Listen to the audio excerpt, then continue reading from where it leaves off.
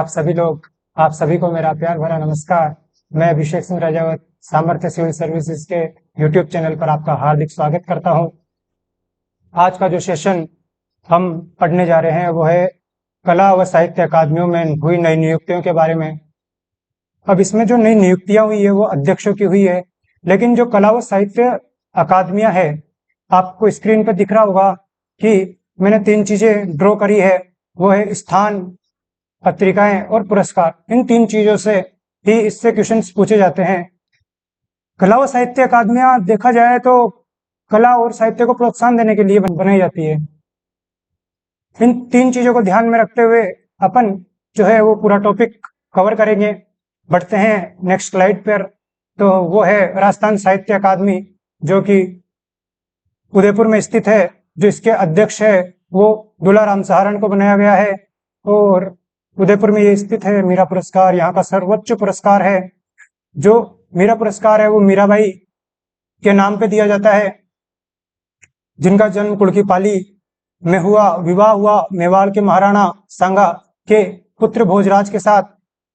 इसी से आप ये याद रख सकते हैं कि मेवाड़ में विवाह हुआ और उदयपुर में ये साहित्य अकादमी है वही मीरा पुरस्कार देती है।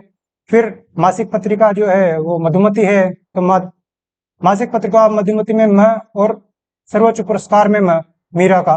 तो यहाँ से आप ये याद रख सकते हैं। फिर आता है प्रथम मीरा पुरस्कार, जो कि 1959 में रामानंद तिवारी जी को दिया गया। ठीक है, बढ़ते हैं नेक्स्ट स्लाइड पर। अगली जो संस्था है उसके बारे में पढ़ते हैं। वो है ललित कला अकादमी, जो कि जयपुर में स्थित है। लक्ष्मण व्यास इसके नए अध्यक्ष बनाए गए हैं। राजस्थानी भाषा व साहित्य संस्कृति अकादमी, ये जो है बीकानेर में है। शिवराज छिंगानी को इसका नया अध्यक्ष बनाया गया है। और जो जागती ज्योत है इसकी मासिक पत्रिका है। सर्वोच्च पुरस्कार जो है इसका पृथ्वीराज राठौड़ पुरस्कार है। ये पृथ्वीराज राठौड़ वही है जिन्होंने वेली किशन रुक्मणी रिख्यात करके एक ग्रंथ लिखा था, जिसे दूरसा आडा जो कवि थे उन्होंने 5वां वेद और 19वां पुराण कहा। पृथ्वीराज राठौड़ को अकबर ने गागरोन का जो किला है झालावाड़ में वो भी जागीर में दिया था। ये राय सिंह जो बीकानेर के शासक थे उनके छोटे भाई थे। आगे पढ़ते हैं नई संस्था के बारे में। पंडित जवाहरलाल नेहरू बाल साहित्य अकादमी, अब इसके जो अध्यक्ष है वो इकराम राजस्थानी को बनाया गया है। नेक्स्ट राजस्थान संस्कृत अकादमी है, जिसके जो नवनियुक्त अध्यक्ष है वो सरोज कोचर को बनाया गया है। ये जो है जयपुर में स्थित है। इसका जो पुरस्कार है वो बहुत ज्यादा इंपॉर्टेंट है, माघ पुरस्कार। माघ पुरस्कार राजस्थान संस्कृत अकादमी द्वारा दिया जाता है। राजस्थान ब्रजभाषा अकादमी, देखो ब्रजभाषा बोली कहाँ जाती है? यूपी से जो लगे हुए इलाके हैं राजस्थान के, वहां। तो अध्यक्ष इसके नवनियुक्त जो अध्यक्ष है वो रामकृष्ण शर्मा है, और जयपुर में ये स्थित है। पत्रिका जो है इसकी ब्रज शतदल है। ठीक है, नेक्स्ट स्लाइड पे चलते हैं। वो है राजस्थान संगीत नाटक अकादमी, जो कि जोधपुर में है, और बिनाका मालू जो है उनको नवनियुक्त अध्यक्ष घोषित किया गया है। फिर है राजस्थान उर्दू अकादमी, हुसैन रजा खान को यहाँ जो है अध्यक्ष के रूप में नियुक्ति दी गई है। ये भी जयपुर में ही स्थित है। इन्हें आप ऐसे भी याद कर सकते हैं, एक साइड जयपुर लिखा, उसके आगे उन अकादमियों के नाम लिखे, तो उनसे ये ज्यादा आसान हो जाती है याद करना।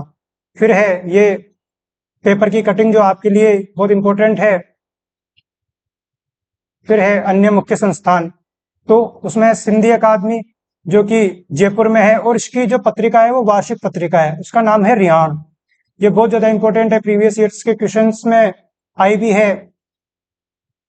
फिर आता है मौलाना अब्दुल कलाम आजाद अरबी फारसी संस्थान, जो कि टोंक में स्थित है। BSTC 2016 में से पूछा भी गया इस क्वेश्चन को कि अरबी फारसी जो शोध संस्थान है वो कहाँ पे स्थित है। फिर आता है हिंदी ग्रंथ अकादमी जयपुर में है। इसके अलावा पंजाबी भाषा अकादमी, देखो अब ये श्री गंगानगर में है, इसलिए थोड़ी ज्यादा इंपॉर्टेंट है। से ऊपर से जितनी भी अकादमियां है वो लगभग जयपुर में है, उदयपुर में है, लेकिन जो श्री गंगानगर है ये थोड़ा अलग नाम है, तो इसकी वजह से ये थोड़ा ज्यादा इंपॉर्टेंट हो जाता है कि पंजाबी भाषा अकादमी कहाँ है, तो श्री गंगानगर में है। फिर नया जो है शोध संस्थान चौपासनी जोधपुर में है। ठीक है, फिर है प्राच्य विद्या प्रतिष्ठान, ये जोधपुर में स्थित है। उसके बाद में राजस्थान राज्य अभिलेखागार 1955, ये पूछा गया है एक बार 1955 राजस्थान राज्य अभिलेखागार। उसके बाद में ये बीकानेर में स्थित है। ये पटवार 2011 का क्वेश्चन है। देखो, पटवार 2011 में ये पूछा था कि राजस्थान राज्य अभिलेखागार कहाँ स्थित है, उसमें आंसर आएगा बीकानेर। बच्चे थोड़ा कंफ्यूज रहते हैं क्योंकि इसकी 6 अन्य शाखाएं भी है, जयपुर, कोटा, उदयपुर, अलवर, भरतपुर और अजमेर। तो ये कुछ इसकी 6 शाखाएं हैं, लेकिन जो आपको मुख्यालय लगाना है वो बीकानेर ही लगाना है। ठीक है, बढ़ते हैं नेक्स्ट स्लाइड पर। तो ये रामचरण प्राची विद्यापीठ एवं संग्रहालय जो कि जयपुर में स्थित है।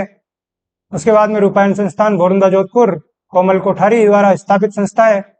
फिर बढ़ते हैं अम्बेडकर पीठ पर। ये जयपुर में है। 14 अप्रैल 2007 को स्थापना होती है। शासित जो इसकी शासी परिषद है उसके पदेन अध्यक्ष जो है वो मुख्यमंत्री रहेंगे। पदेन अध्यक्ष का मतलब ये होता है कि जो भी आगे चलकर मुख्यमंत्री बनेगा वही इस जो परिषद है उसका अध्यक्ष रहेगा। इसका उद्देश्य है तो सामाजिक, आर्थिक व बौद्धिक चिंतन को बढ़ावा देना है। चलते हैं नेक्स्ट स्लाइड पर, जो कि भारतीय लोक कला मंडल उदयपुर। भारतीय लोक कला मंडल उदयपुर में स्थित है। देवीलाल सामर द्वारा स्थापित किया गया था। अच्छा, इसमें इसके द्वारा एक शिल्प ग्राम की स्थापना की गई है। शिल्प ग्राम की स्थापना जो है वो उदयपुर में की गई है। तो ये क्वेश्चन भी बहुत ज्यादा इंपॉर्टेंट है कि शिल्प ग्राम की स्थापना किस संस्थान द्वारा की गई है या फिर कहां पर की गई है, ये दोनों क्वेश्चंस बनते हैं। फिर जवाहर कला केंद्र जयपुर में। जो ये जवाहर कला केंद्र है, यहाँ पर राजस्थान की सर्वाधिक जो सांस्कृतिक गतिविधियां है ना वो यहीं आयोजित की जाती है। भवन के वास्तुकार कौन थे? Charles Korea. फिर पढ़ते हैं राजस्थान संगीत संस्थान के बारे में जो कि जयपुर में स्थित है। पश्चिमी क्षेत्र सांस्कृतिक केंद्र बागोर की हवेली उदयपुर में है।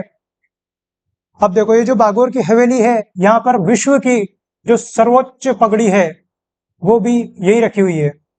पश्चिमी क्षेत्र सांस्कृतिक केंद्र बागोर हवेली उदयपुर में स्थित है। फिर आता है सदी खां मांगणियाहर लोक कला व अनुसंधान परिषद, यह है जयपुर में स्थित।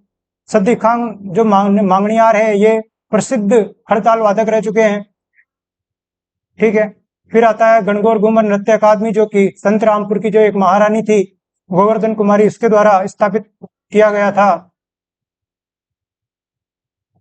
ठीक है, प्रीवियस ईयर के क्वेश्चन जो मुझे इंपॉर्टेंट लगे कि स्लाइड्स में डालनी चाहिए, बाकी तो और तो वही है कि ये अकादमी कहाँ स्थित है उन्हें डालने का मतलब है भी नहीं। देखो, ऐतिहासिक प्रमाणों, दस्तावेजों, पत्रों, मुगल फरमानों, हस्तचित्रित तस्वीरों के एल्बम के अध्ययन हेतु संग्रहालय स्थित है। तो ये जो है ये राजस्थान राज्य अभिलेखागार में रखे हुए हैं सब चीजें। हस्तचित्रित तस्वीरें हैं, मुगल फरमान है, दस्तावेज है। ठीक है, इसका आंसर क्या हो जाएगा? राजस्थान राज्य अभिलेखागार बीकानेर।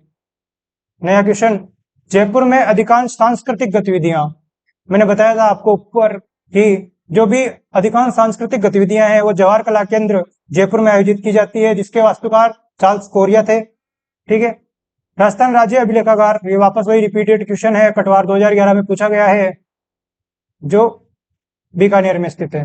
ठीक है, फिर नेक्स्ट स्लाइड पे चलते हैं।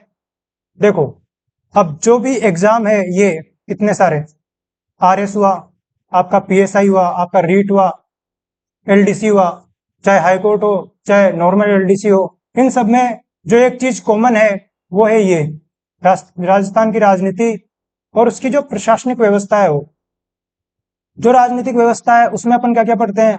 तो उसमें राज्यपाल पढ़ लेंगे, मुख्यमंत्री पढ़ते हैं, मंत्रिपरिषद पढ़ लेते हैं, विधानसभा उच्च न्यायालय पढ़ लेते हैं।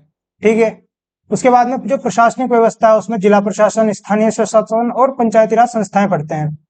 फिर जो संस्थाएं हैं उसमें राजस्थान लोक सेवा आयोग, राज्य मानवाधिकार आयोग, लोकायुक्त, राज्य निर्वाचन आयोग और राज्य सूचना आयोग जो मुख्यतः ये है। इसके अलावा भी बहुत सारी संस्थाएं हैं जो कि संस्थाएं भी 2 प्रकार की होती है, एक तो गैर संवैधानिक होती है और एक संवैधानिक होती है।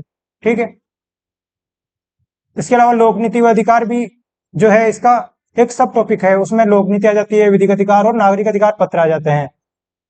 आपका जो रीट का सिलेबस है जो नया ही जारी किया गया है वो देखो, उसमें सिर्फ ये लाइन लिखी हुई है क्या कि राजस्थान की राजनीति एवं प्रशासनिक व्यवस्था, लेकिन ये जो पूरी कटिंग है ये है आरएस के सिलेबस की, जिसमें भी ऊपर सिर्फ यही लाइन लिखी हुई है क्या कि राजस्थान की राजनीति एवं उसकी प्रशासनिक व्यवस्था। तो आपको भी लगभग सभी टॉपिक पढ़ने होंगे, हालांकि वेटेज जो है वो क्या रहता है वो तो विस्तृत सिलेबस तो दिया इन्होंने, लेकिन इस चीज में तो इन्होंने विस्तृत जानकारी दी ही नहीं है रीट वालों को तो। लेकिन आपको पढ़ने तो ये सभी टॉपिक है। तो हमारा जो नेक्स्ट सेशन रहेगा वो इन्हीं में से रहेगा। तो आप लोगों को बहुत अच्छा अच्छा कंटेंट इस चैनल पे मिलेगा। आप लोगों से यही अपेक्षाएं हैं कि सब्सक्राइब करें और आपका जो प्यार है वो हमें इसी प्रकार मिलता रहे। Thank you. कमेंट में जरूर बताएं कि आज का सेशन आपको कैसा लगा। Thank you.